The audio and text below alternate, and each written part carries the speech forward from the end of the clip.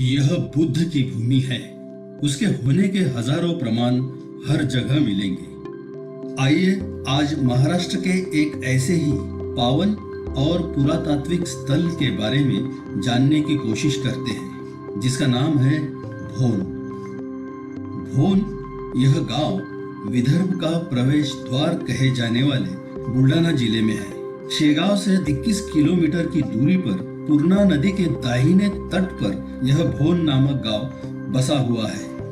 यह भोन वही स्थान है जहां डेक्कन कॉलेज पुणे के पुरातत्वविद डॉक्टर भास्कर देवतारे के मार्गदर्शन में वर्ष 2003 से 2007 के दौरान उत्खनन किया गया था।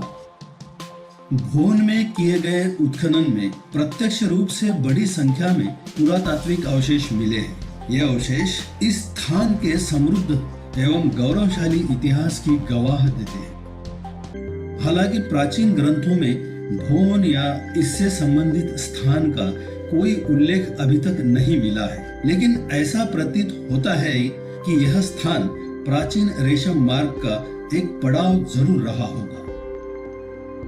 अजंता और एलोरा के बाद पहली बार भोकरदन और भोन इन दो प्रमुख पुरातात्विक स्थलों के बीच भूमि के इस विशाल पथ के प्राचीन इतिहास को उजागर करने में मदद जरूर मिली है। सातपुड़ा पर्वत श्रृंखला के ठीक नीचे संग्रामपुर तहसील के इस क्षेत्र में उत्खनन बहुत सीमित तौर पर किया गया था। इस उत्खनन में पत्थर के आभूषण, सिक्के, अन्य पुरावशेष और ईंटों के काम के कुछ अवशेष मिले हैं, जो इस स्थल की अवधि और प्रकृति को प्रकट करते हैं। यह अवशेष मुख्य रूप से ईसा पूर्व 3री शताब्दी के उत्तरार्ध से लेकर ईसा पूर्व के प्रारंभ तक के माने गए हैं। प्राचीन गांव भोन के पश्चिम में स्तूप के अवशेष पाए गए हैं। स्तूप ईंटों से बना है और अब केवल उसकी परिक्रमा के अवशेष मिलते हैं। इस स्तूप की मेढ़ी का व्यास लगभग 10 मीटर तक है तथा वृत्ताकार पथ सहित कुल व्यास 14 मीटर तक है।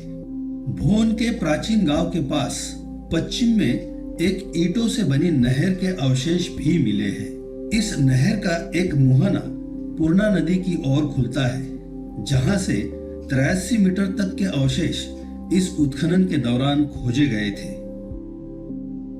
गांव के पूर्व में नदी के किनारे एक ईंट बनाने की जगह भी इस उत्खनन के दौरान मिली थी।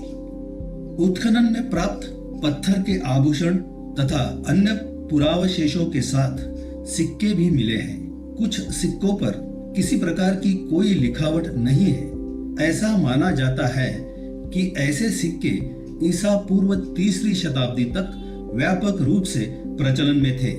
इसके अलावा भोन में कुछ ऐसे सिक्के भी मिले हैं जिसमें से एक पर सातवाहन लिखा हुआ है, जो महाराष्ट्र के सातवाहन राजाओं के सिक्कों से मिलते हैं। और यहाँ कुछ ऐसे भी सिक्के मिले हैं जो मध्य प्रदेश के उज्जैन क्षेत्र में प्रचलन में थे, जिससे यह भी माना जाता है कि भोन का सीधा संबंध मध्य प्रदेश से रहा होगा।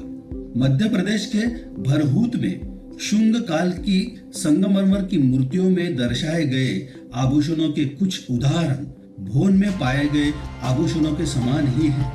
अन्वेषण और उत्खनन के दौरान यहाँ मिली वस्तुओं में अर्धकीमती पत्थर, शंख के मनके और अंगूठियां, मिट्टी के पदक, कानों के आभूषण, शंख की चूड़ियां, हड्डी की कीलें, पत्थर की प्लेट और कटोरे के साथ लोहे और तांबे की वस्तुएं भी शामिल हैं। इन वस्तुओं के निर्माण में भोन के कारीगरों की निपुणता और कुशलता को समझा जा सकता है।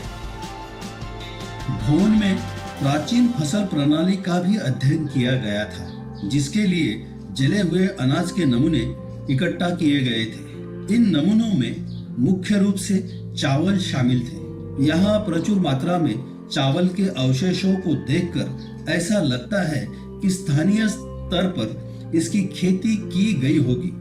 उससे यह भी प्रतीत होता है कि उस समय की जलवायु आज की जलवायु से भिन्न रही होगी और धान की खेती के लिए उपयुक्त रही होगी।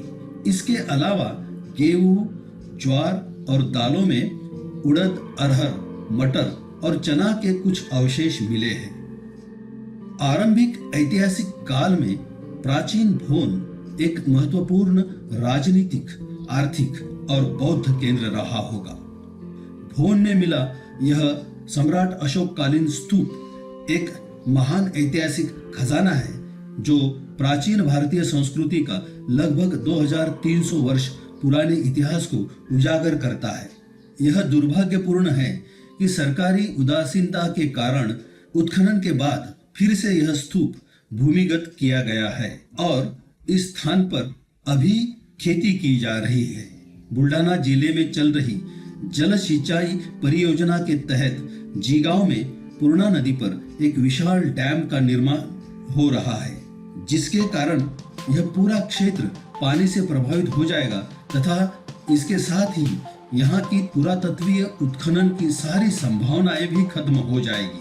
हालांकि जनभावना यह है कि इस स्तूप की खुदाई की जाए और प्राचीन भारत के इतिहास को दुनिया के सामने लाकर इस वैश्विक विरासत को संरक्षित किया जाए।